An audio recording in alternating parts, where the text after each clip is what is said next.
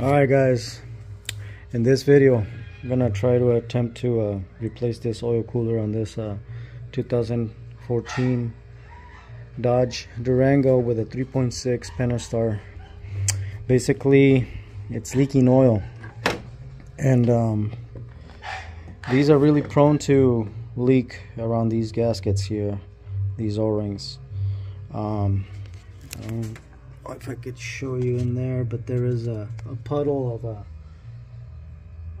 of oil, so let me see if I can show you. So right in there, right there's a puddle of oil underneath the oil cooler that goes underneath the plenum. So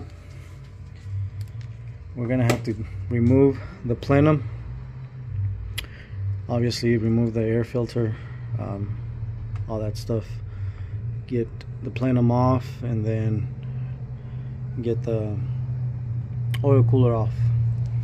So let me get all this started for you guys.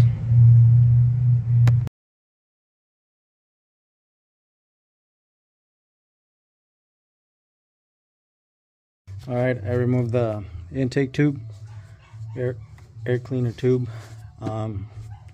Need to remove this harness out of the way, take it off of the throttle body right there, and clip it from here.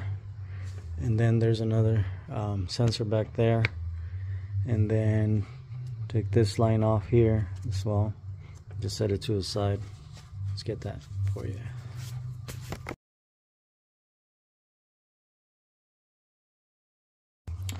So I removed the harness, it's out of the way.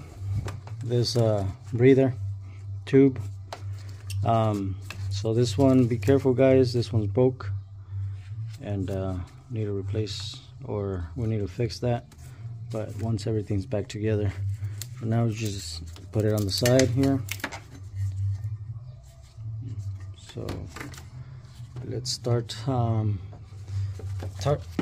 take this plenum off. There is one bolt right there, one in the back as well. There's a bracket that needs to come out.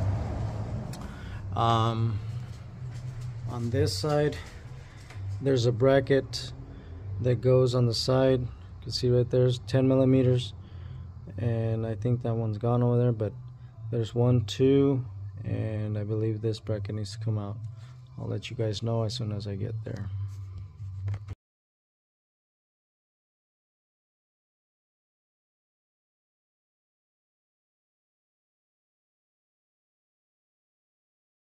So there's this bracket back here. You need to take this breather off of here, and then this one. So this one off of here, and then this one in the back. Right there. There's supposed to be a 10 millimeter here, 10 millimeter here, and then down here is a 13 millimeter. I got it loose already. So and that's how the bracket goes back there. That's it. And then this bracket, it's actually held on by a clip down there, but now it's out of the way. Just put it back there, leave it for now. Everything here is clear other than these 8 millimeter bolts. I need to get the other bracket off over there. I'll show you that right now. Right here, that's a 10 millimeter. On the bottom, it's a 13. It should be one set on that side too, right on the bottom. That one doesn't have it, but loosen those up, and you can just move. You don't have to take the brackets off, just move them out of the way a little bit so the plenum can just come out. Alright, at this point, after you move those brackets out of the way, there's 6 bolts, 8 millimeter bolts, 1, 2, 3, 4, 5, 6, and I think there's one here, 7. Let's get those off.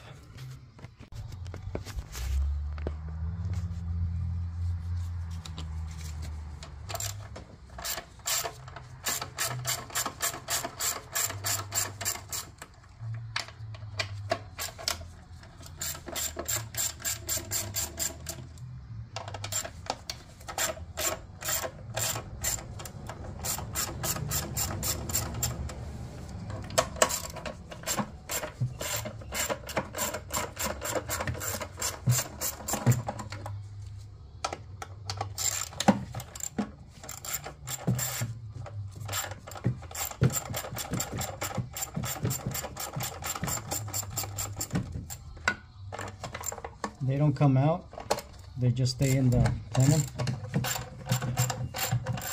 So just back them off. This back one right here is gonna, I can't put the long extension, so I'm gonna have to get a smaller one. Let's see if we can get it.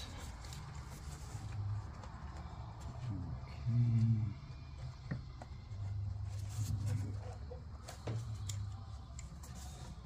Is it in there? Yep, it's in there.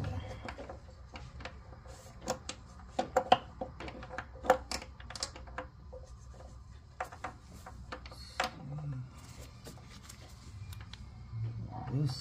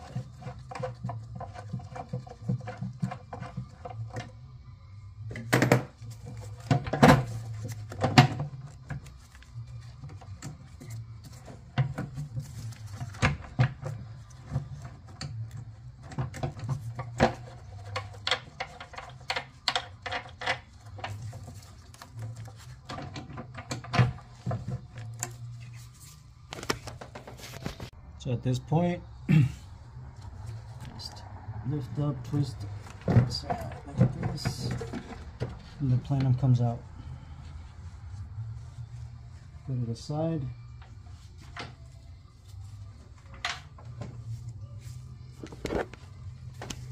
So now you can see a little bit better what we need to do here. I don't think I have to disconnect the fuel line, maybe just unbolt it from here, these 4 bolts, and just lay it over. We'll see. And take the lower plenum off as well. You can see there's 1, 2, 3, 4, 5 bolts. Well, as soon as I get to that point, I'll show you guys.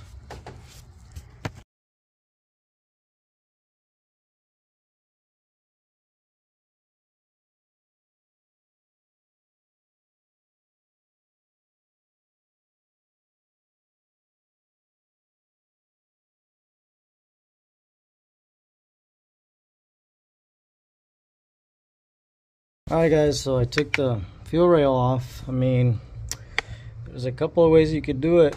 Leave the disconnect the injectors and remove the injectors with the fuel rail, or leave the injectors inside the bottom of the plenum. Make sure you relieve the pressure, the fuel pressure. So next step is taking these 8mm off.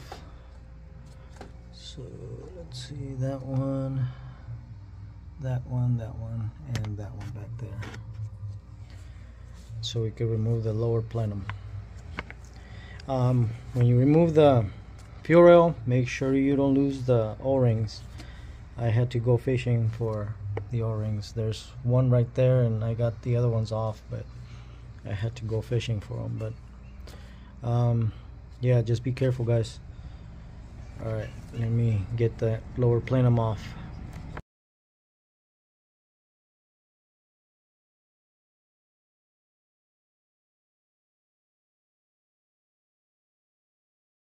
Alright, the lower plenum is off. That's what we're trying to get to right there, oil cooler. You can see it's all oily right there. right there, it's leaking really bad, O-rings and stuff. So at first I remember I thought it was the transmission. I thought there was a leak at the transmission. It wasn't the transmission. The oil was coming from down here, down the bell housing into the floor. So that's how you could tell if it's leaking. And also you could actually see oil right there, but that's main problem on these. The oil coolers are they go bad. Let's clean this up, make sure nothing goes inside the intake runners. Put some rags or towels and stuff, clean it up, and then we're gonna remove this oil cooler. It's the oil filter housing, and that's the cooler. So we just need to disconnect those lines back there, pressure switch and stuff like that. But yep, let me get that done. Alright guys, I got this off. To remove it, obviously you need to take that coolant line off right there, that plug for the sending unit and the oil pressure switch. Clean this up. To take it off, it was kind of a pain, but what you need to do is take all the bolts off and then pry on the back, wiggle it left and right, because I'll show you why right now in a second, and then straight up. So this is why, because that grommet right here goes inside the front of the intake. This is the new one. This is where it needs to go all the way in. So that's where I had the trouble. So just take off all those bolts right there, and then go up a little bit, and then turn it left and right, and then straight up. That's how it comes off. So this will be part 1 of this job. So stay tuned for the part 2 of this video, reinstallation.